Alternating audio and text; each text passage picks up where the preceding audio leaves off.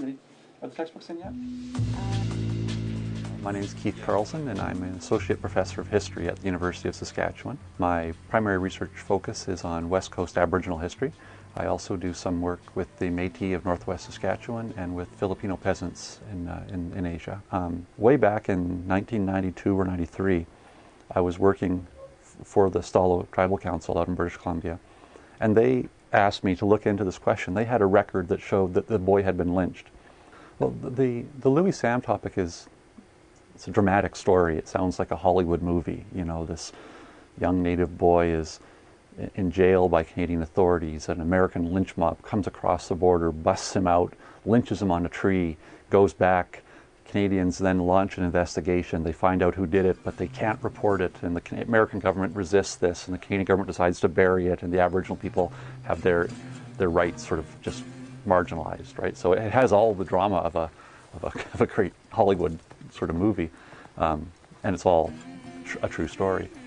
So this story has a legacy that goes on and on. It's not just this one moment in 1884 where a boy was horribly wronged by society, but as a result of that, his living relatives lose their land base and are living in fear. They can't go back to their homes, right? Because the Canadian government has never done anything to tell these Americans it's wrong to come across the border and kill people.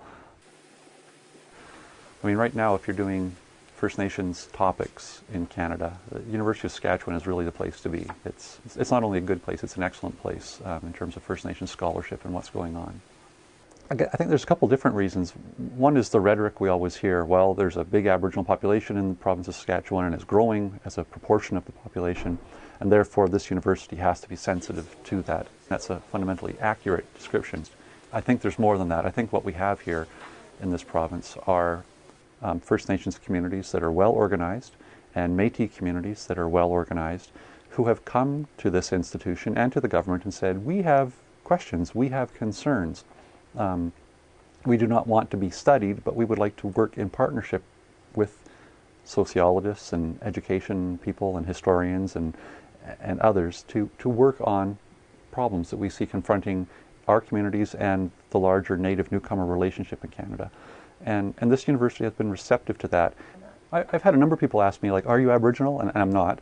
And then, well, so why do Native history then? And isn't it best if Natives do Native history? And we find things that interest us, and then we start to go a little further.